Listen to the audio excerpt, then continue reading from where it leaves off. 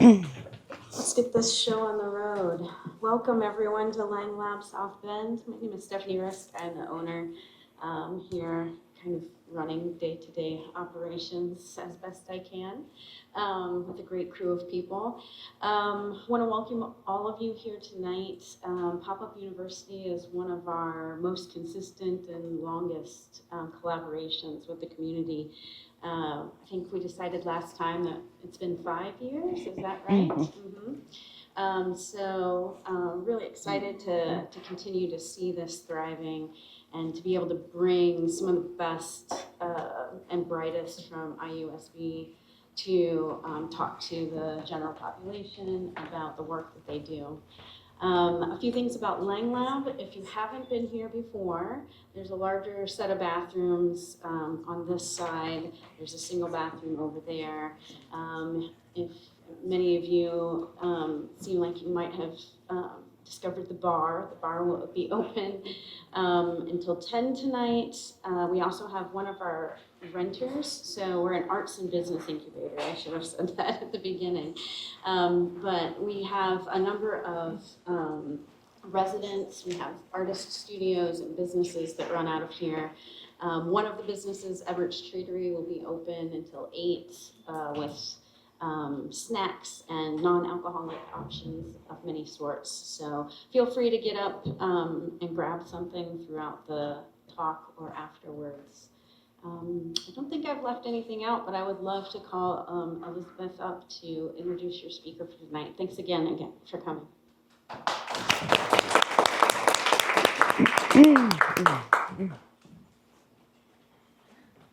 Well, speaking of the best and brightest at IU South Bend, it is a pleasure to introduce you to this evening's speaker, Stacie Merken. Dr. Merken is department chair and associate professor in the Department of Criminal Justice.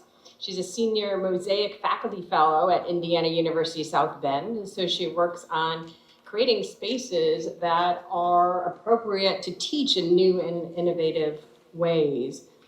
As a criminologist, victimologist, and generalist, she engages in multiple research areas, including, but not limited to, media misrepresentations, myths of victims and offenders, and crime, media, crime and politics, policy impact, violent offenders, including serial killers, mass murderers, sex offenders, and spree killers. Side note, when I learned about Stacie's interest, I admit, before getting to know her, I was a little bit concerned about whether it was wise to do so.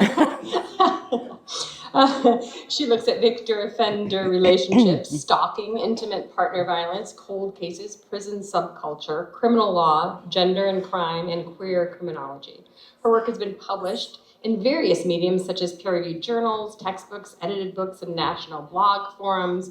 And with her new edited book, Criminology, Understandings in Horror Films, Real, R-E-E-L, Fear, it is available for people interested in this topic. Additionally, she's been interviewed both internationally and nationally, as well as locally, regarding serial killers, murderers, correctional issues, and gun violence.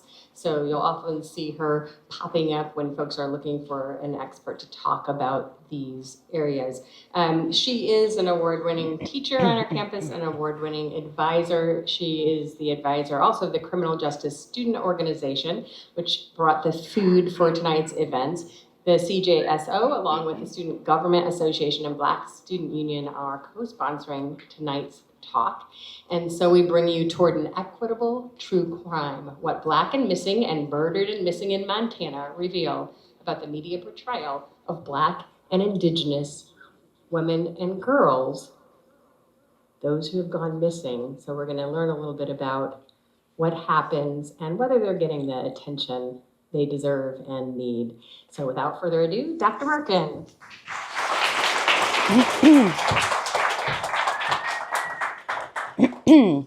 Good evening, and thank you for the lovely introduction. And I promise I am not a serial killer, so you're all in good hands. I'd like to first give recognition to my co-authors of this publication, Dr. Danielle Slakoff at California State University, Sacramento, Dr. Lauren Moton at the Marin Institute of New York University, who just accepted a tenure track position at John Jay College, and also Dr. Sheena Gilbert, who was a student at the University of Nebraska, Omaha, and now is working at the Office of Justice Programs, specifically in victimization. So Danielle and I are two of maybe 5 people in the entire field that are considered experts on media and crime. And 2 English film and writing scholars reached out to us that are located in Australia. And they said, we're doing a book on women and true crime, misrepresentations. Would you two be interested in doing a paper for us? And we were like, we were already thinking about something. So we said, sure, why not? This sounds really fun. So we decided to bring on, Lauren was my mentee when she was in a PhD program, and I'm so proud of her being a doctor now. And Sheena was also a PhD student that Danielle and I had met at a conference. And so we figured Sheena's done a lot of research in Indigenous women. Lauren was just interested in doing anything with me in terms of publication, and Danielle and I have published multiple times, so we decided to bring them on.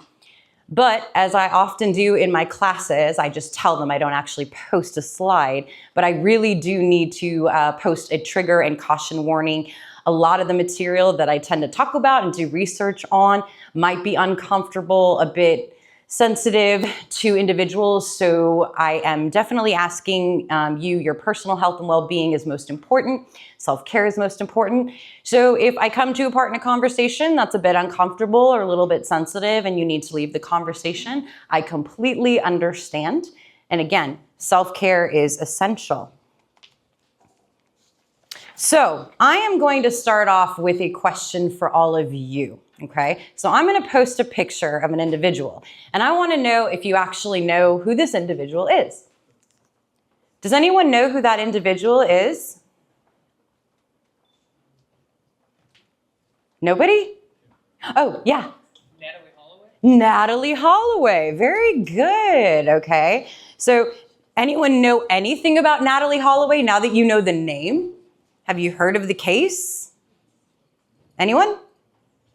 I see people nodding. Can you, tell me, what do you know? And then I heard Jonathan, oh, or I think it was somebody back there. Oh, anybody know what happens? Yeah.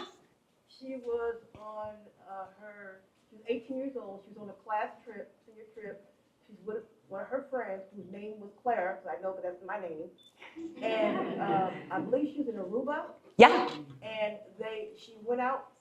They went out and they were drinking, and she met 3 guys who she said, well, I'm okay, I want to go with them, and they let her. She disappeared. Her family, when they found out she was missing, actually went over to Aruba to see if they could find her or locate her, and no one has, nothing has been said. But her family has tried to keep tabs even all these years of where their daughter is. They tried to press the government. Find our child. They tried to get the United States government to do what you can to find our child.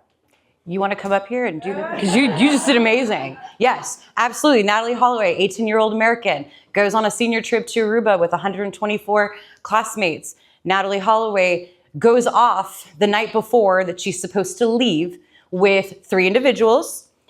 Johan Vandersloot, who was he was in college at the time there, and Deepak Kalpo and Satish Kalpo, that were brothers at the time. She vanished, right? And when everyone was trying to find her, all they found was her passport and all they found was her luggage.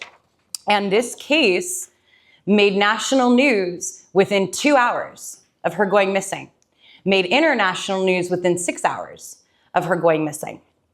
Okay, interestingly enough, 5 years to the day that she had disappeared, Stephanie Flores Ramirez, a 21-year-old business student who happened to be in Lima, Peru at the time, was reported missing.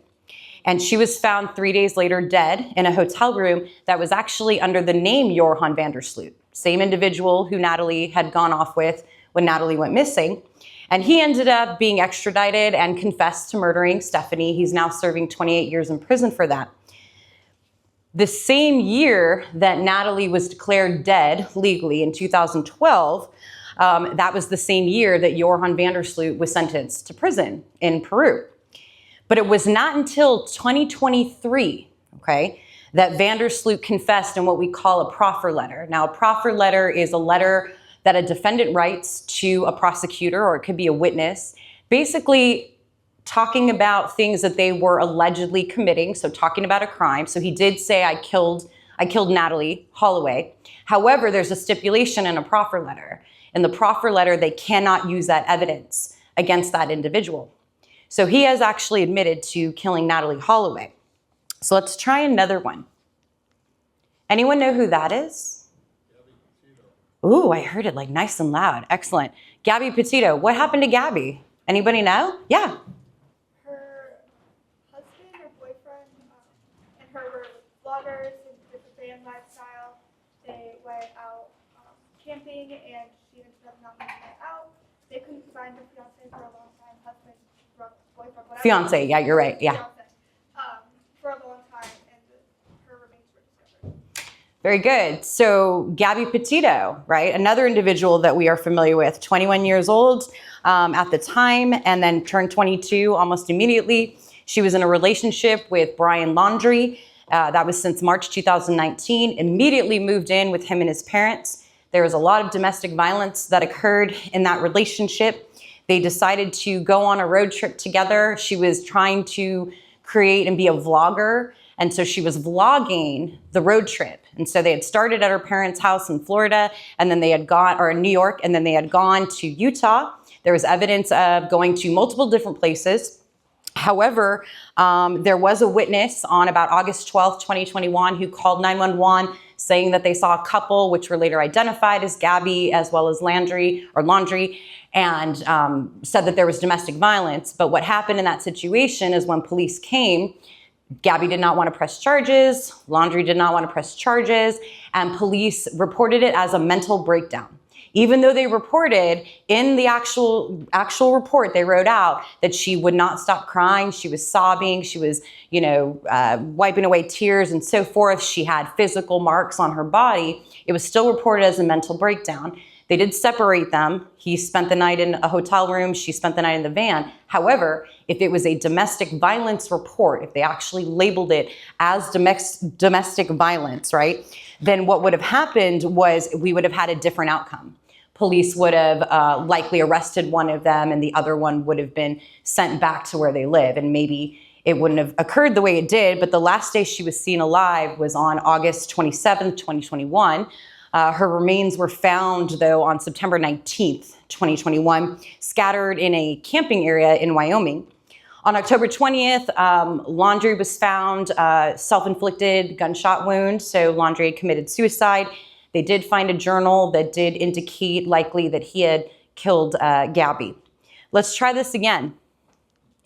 Anyone know who that is?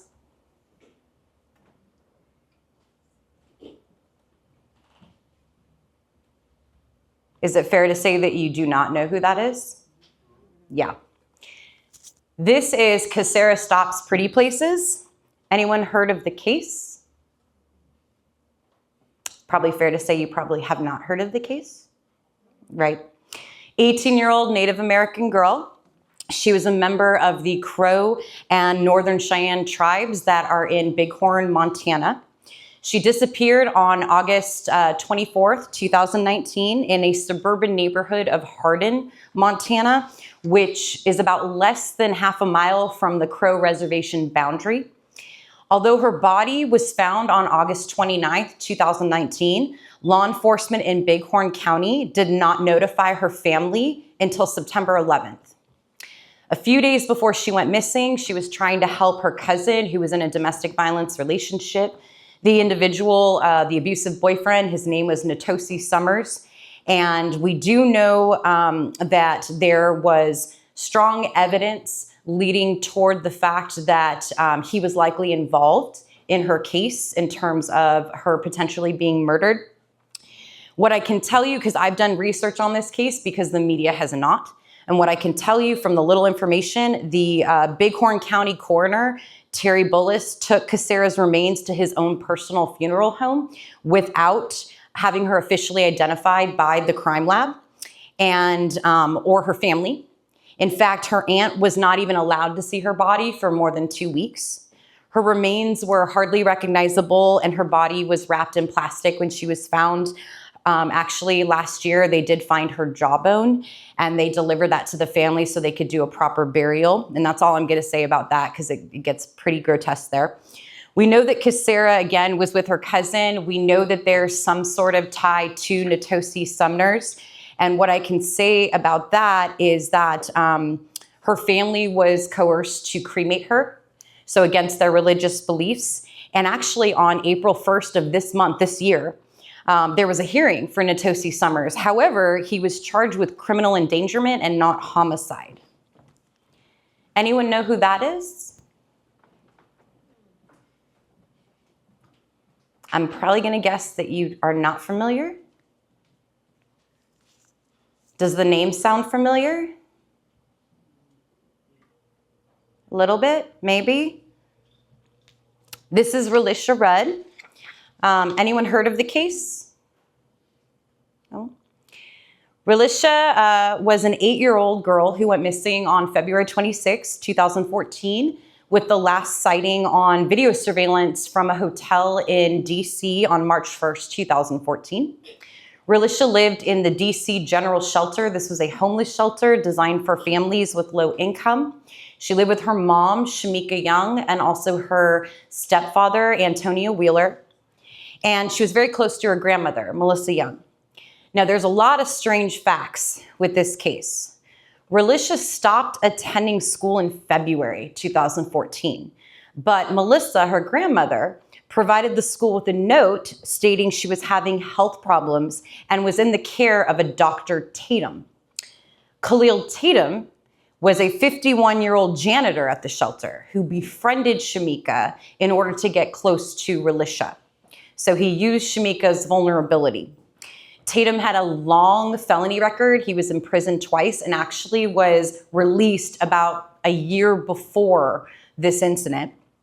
Although married, Tatum was known for inappropriately fraternizing with a lot of the residents, especially young girls in this shelter. After befriending Shamika, Tatum would buy Relisha gifts. So he bought her a tablet, for example. He took her to Disney on Ice.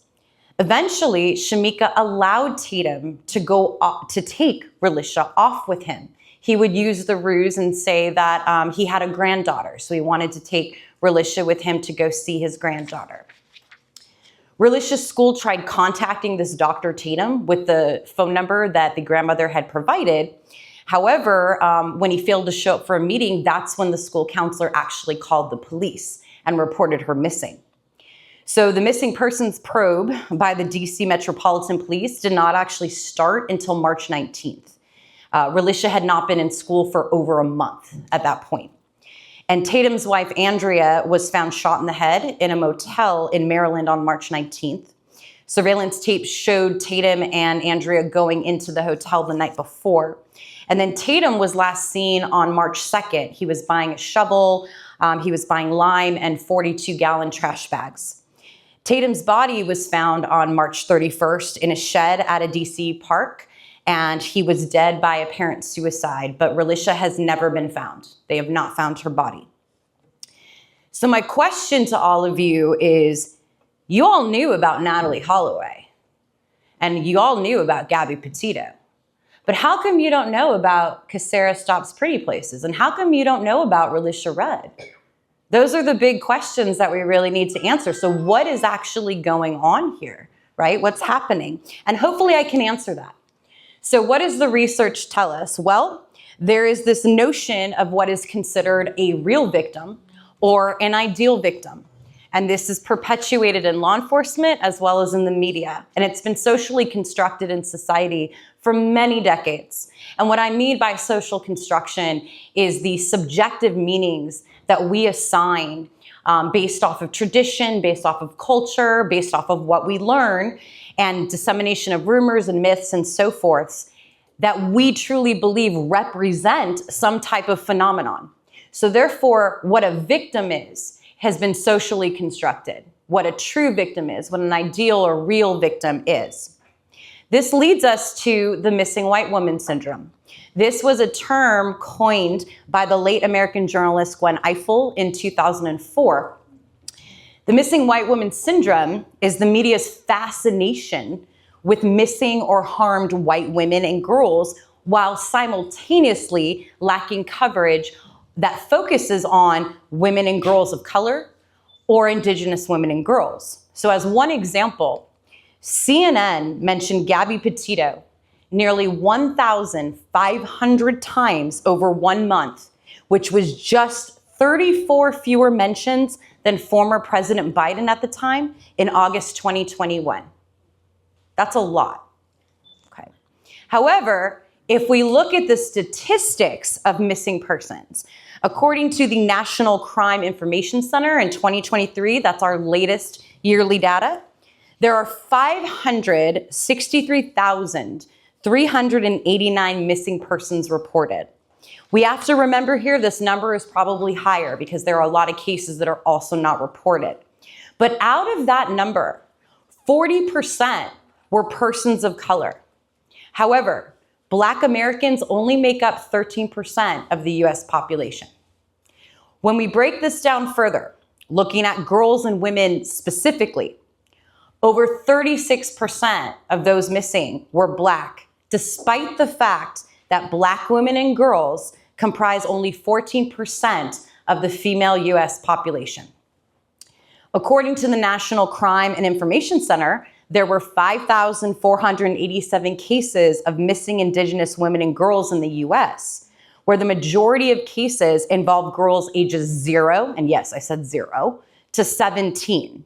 However, the entire Indigenous population in the US is only 2.09%.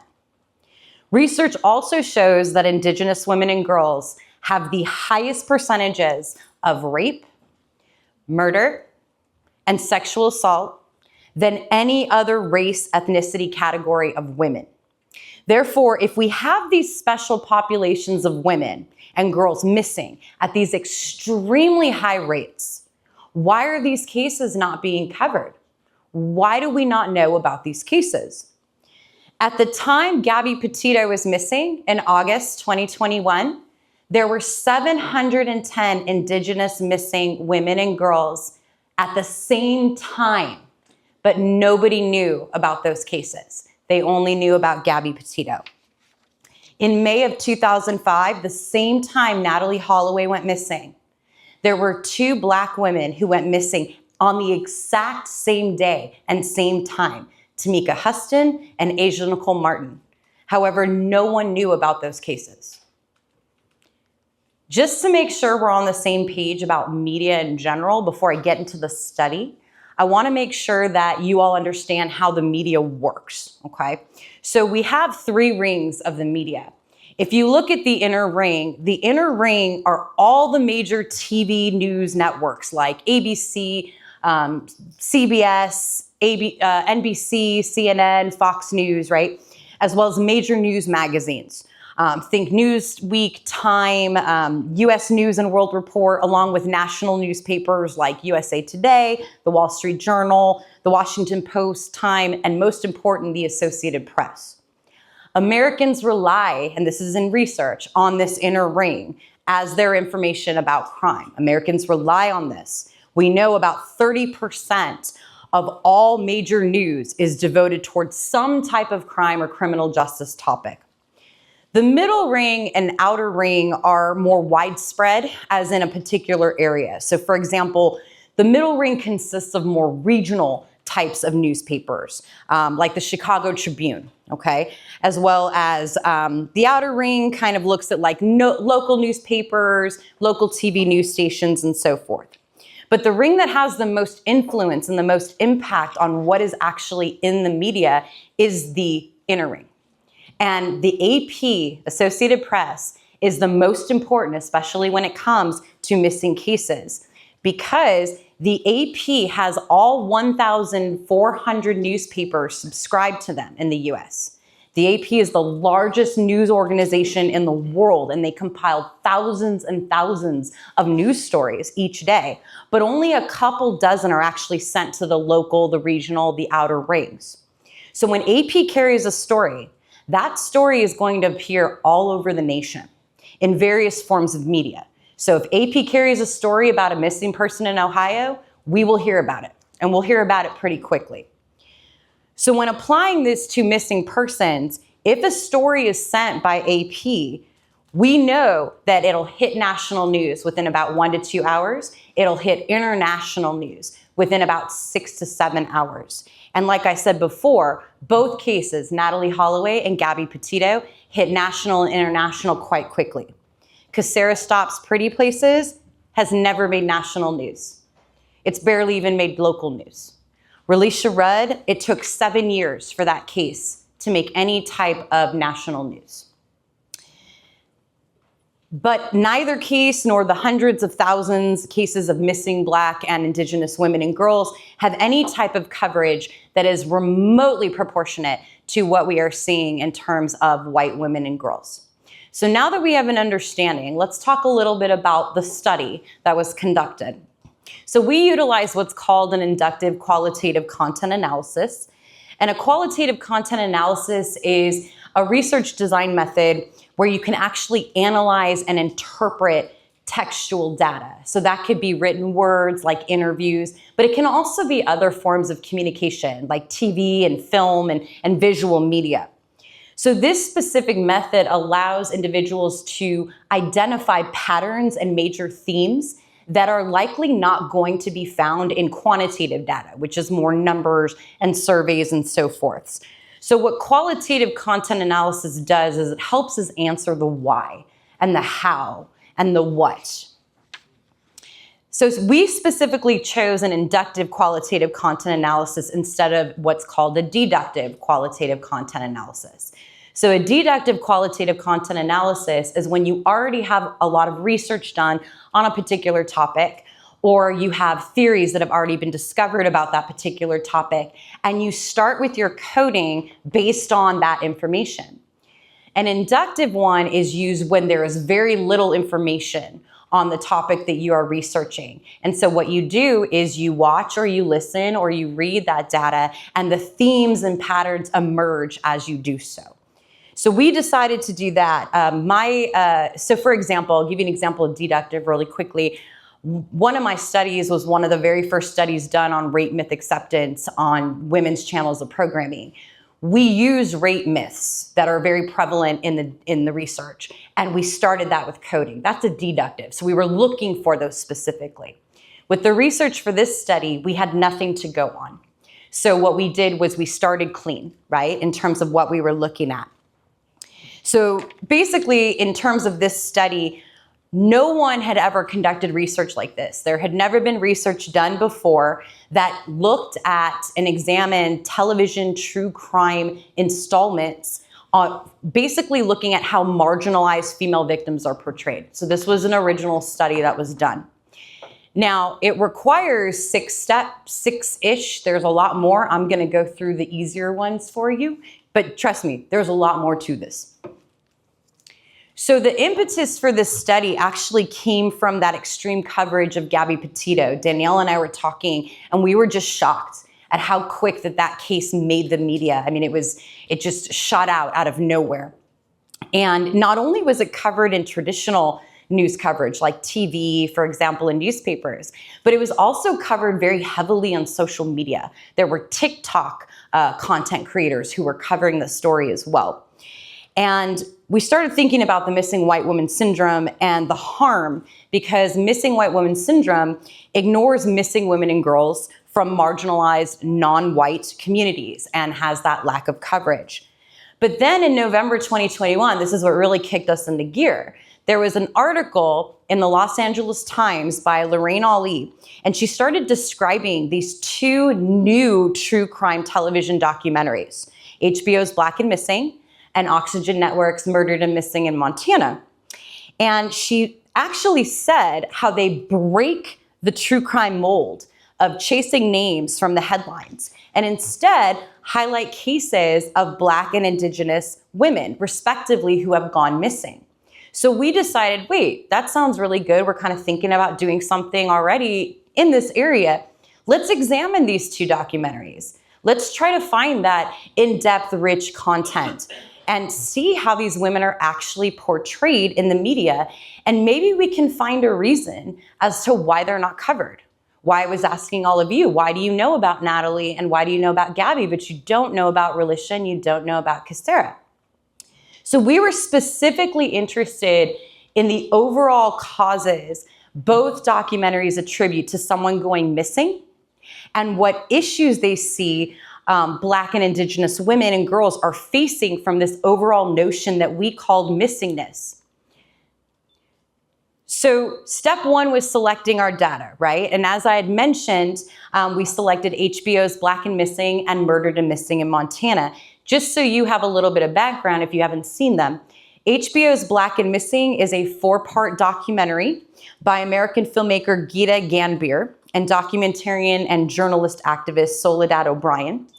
The series features Derica and Natalie Wilson. They are sisters-in-law, and they are founders of the Black and Missing Foundation, which I will refer to as BAMFI. The series follows the Wilsons as they fight to raise awareness of the Black missing persons cases that are underreported by the national media and not given much attention by law enforcement. Derica, a former police officer, and Natalie, a public relations specialist, were motivated to form this grassroots organization to really raise that awareness of these cases and to really urge law enforcement agencies to allocate more time and resources to this effort. BAMFI also provides tools, resources, and advice to families with a missing loved one and offers preventative measures for parents to keep their children safe. So the documentary seeks to uncover how systemic racism actually influences the outcomes of missing persons cases. Now, the third leading cause of death for Indigenous women under the age of 35 is homicide, which outnumbers any other demographic in the country, yet a lot of those cases remain unsolved. So Murdered and Missing in Montana, directed by Skye Borgman, chronicles the circumstances surrounding the disappearances and subsequent death of 3 young Indigenous women: Henny Scott, Kasera Stops Pretty Places, and Selena Not Afraid. And these were all women who lived near and around the Northern Cheyenne and Crow Reservation. So the documentary is actually led by an investigative journalist and attorney, Lonnie Combs, and she aims to bring awareness to the high rates of crime committed against Indigenous women and girls in Montana, which is actually considered one of the states that has the highest rates of missing and murdered Indigenous women in the US. So the documentary features the victims' family members, there are forensic experts, law enforcement, and local activists to uncover evidence and find justice for the victims. So the second step was developing, now that you have an idea about them, is developing research questions. So we really had one main research question, and it had 2 sub-questions that followed. So our main research question was, how is the missingness of Black and Indigenous women and girls portrayed?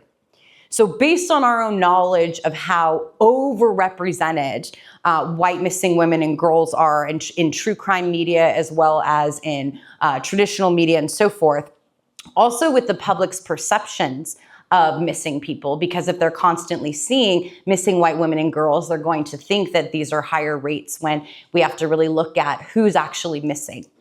So we were kind of looking at that and we wanted to see, how are these victims being ignored? What's going on overall?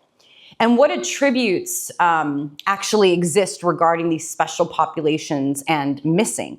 So the 2 sub-questions we developed were, what causes are actually described based on what happens when these individuals go missing? Like, why are they going missing? What is this high rate? And we also wanted to look at what issues do these women and girls face?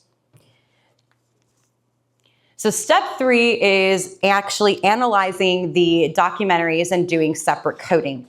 When you have more than one author and using this type of methodology, it's customary that the first 2 authors or the more seasoned coders are the ones that actually do the coding, okay?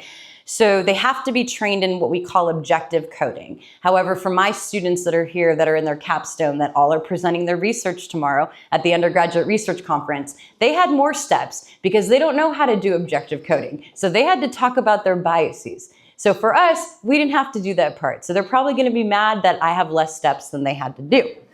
However, you had to be trained. So between the two of us, Danielle and I have both worked on around 40 plus qualitative content analyses. So we've been trained, we know how to code, so we figured we'll be the two that do it. So we watched them individually by ourselves. We watched them one time. I made my poor students watch theirs 4 to 5 times, sorry. So we call this first subset of coding, it's called open coding. So basically each individual by themselves watches the data individually. And what they do is they look specifically at taking detailed notes of what potential themes, any quotes, anything that seems to be streamlined throughout the entire set of data. So here we had 2 sets of data. We had Black and Missing, and we had Murdered and Missing in Montana. So after the open coding is done, each researcher groups their individual coding into what we call higher order categories. So after you write out those main themes, what themes are the strongest themes? Which ones are existing almost throughout the entire, like what's pretty much overall, what are they talking about? So you do that independently as well.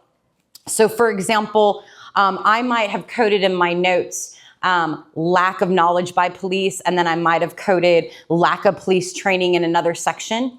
What we want to do here individually is we want to combine it and find an overall umbrella theme that could incorporate all of those elements.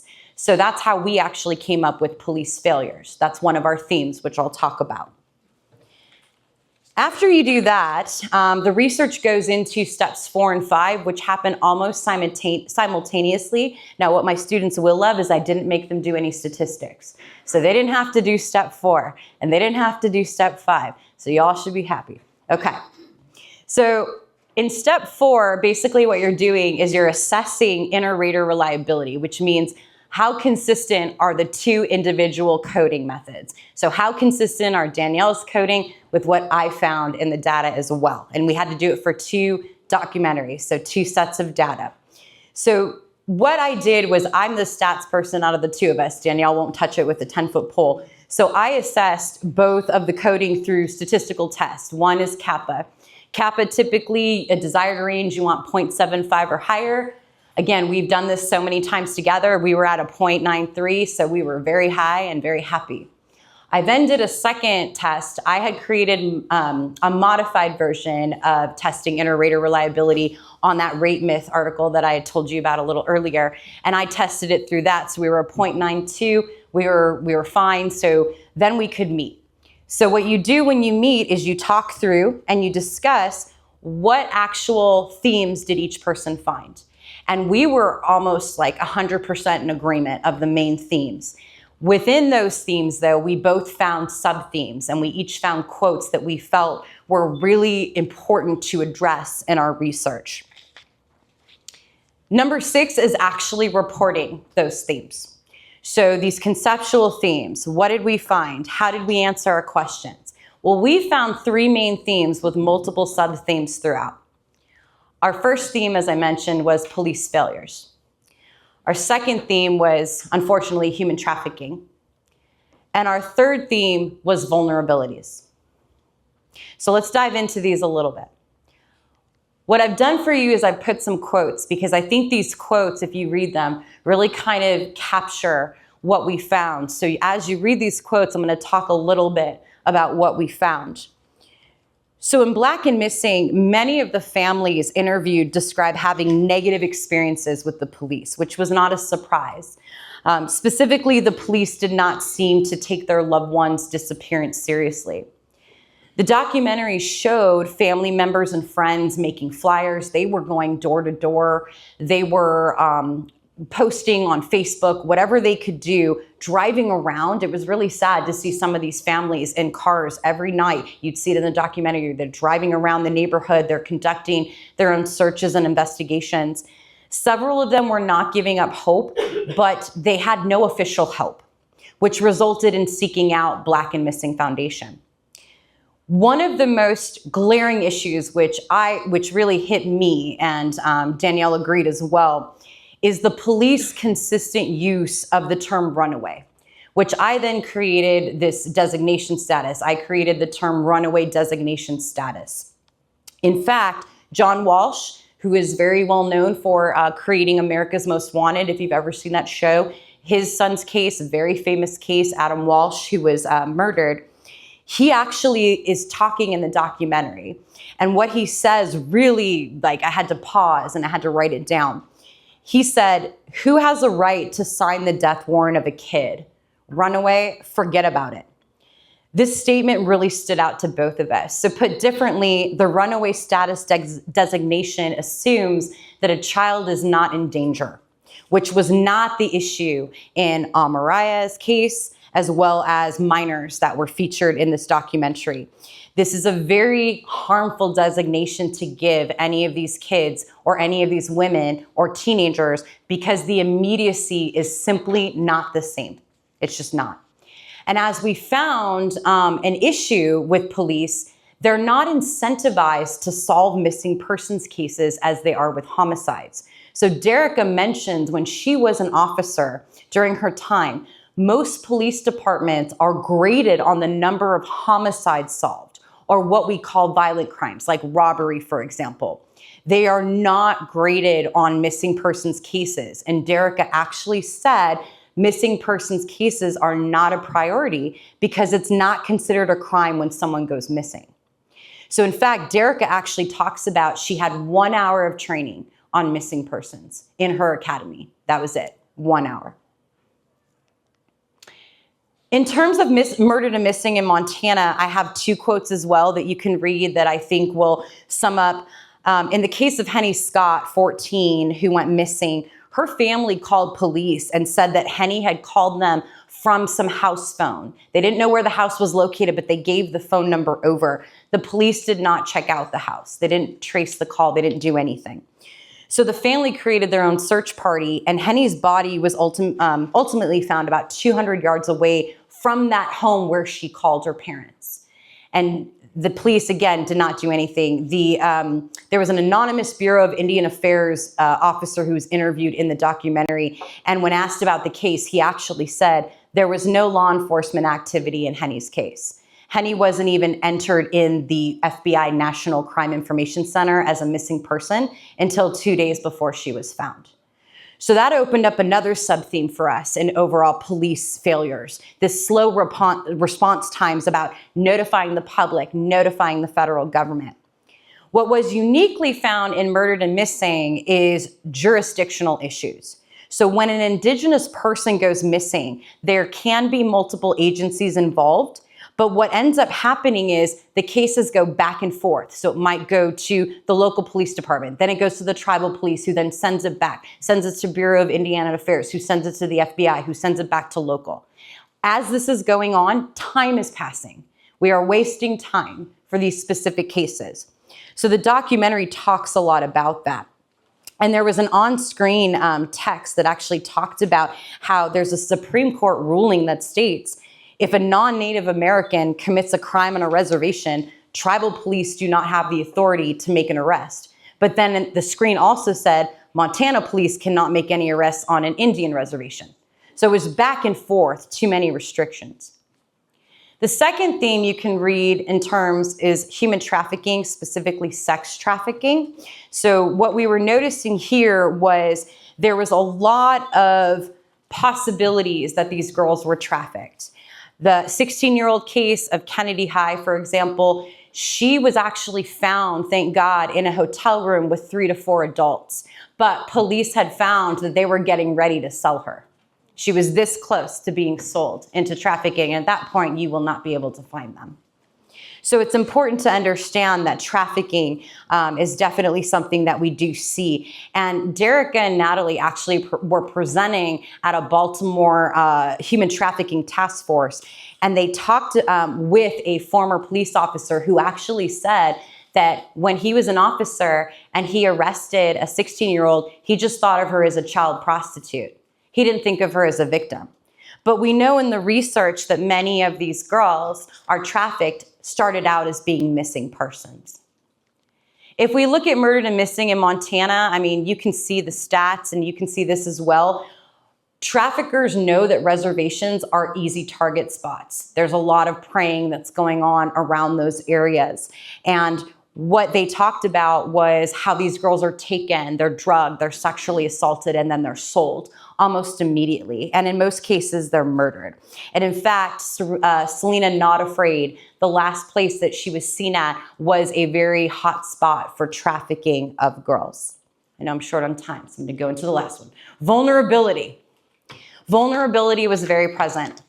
I talked about Shamika Young being very vulnerable, right? Living in the shelter and allowing her daughter to get these gifts and all types of things of that nature. Amariah Hall, she's another case that was mentioned. She lived in a single parent house home. She was at home a lot. Her mom was working a lot. She gained access. I think the trafficker gained access to her, was online grooming, and she disappeared and they never found her. So they do talk about vulnerability a lot with Black women and with missing girls. So policy implications, what did we find? Well, there needs to be a lot more training. There needs to be a lot more training on sex trafficking. There needs to be training on treating victims with sensitivity and care. There needs to be training on missing persons cases, especially missing persons cases of color and Indigenous women, and how there's a lack of equitable media. There needs to be training on proper terminology about not using the runaway status designation, how it's harmful. There needs to be training on removing stereotypes of what is considered an ideal or a real victim. Regarding the media, the enforcement of equitable coverage is imperative. We live in a world where technology is at our fingertips, yet missing persons cases are not receiving adequate coverage for these populations. So without these two documentaries, I probably wouldn't have known about these cases. A lot of people wouldn't have known about these cases. So we propose a call to action that these cases, all the cases, need to be treated in an equitable and balanced fashion to ensure the safety of these women and girls. And we call in action that police increase their training and really understand the unique lived experiences of these two special populations. And we are in agreement with Lorraine Ali. We are in agreement that both of these broke the mold. They broke away from our traditional true crime that focuses on white women and white girls who are missing. The John Benets, for example, the Natalie Holloways, the Lacey Petersons. They did break the mold. We also agree that there are larger structural issues at play, especially in the criminal legal system, criminal justice system, in terms of who is responsible for what case. These documentaries examine poverty, they examine systemic racism, they examine gender oppression, they examine the failures of the police to protect Black young and missing girls and women, as well as Indigenous missing and women girls. So what happens with true crime is it tends to shift as society shifts. So if we are all more knowledgeable about these cases, if we can spread the word, maybe we can start creating our own paradigm shift. But until then, the media really needs to work on a more nuanced fashion of treating these cases equally. I think I finished in time. Questions and hopefully answers. Thank you. And by the way, May 5th, wear red, National Day of Awareness for Missing and Murdered Indigenous Women. Thank you.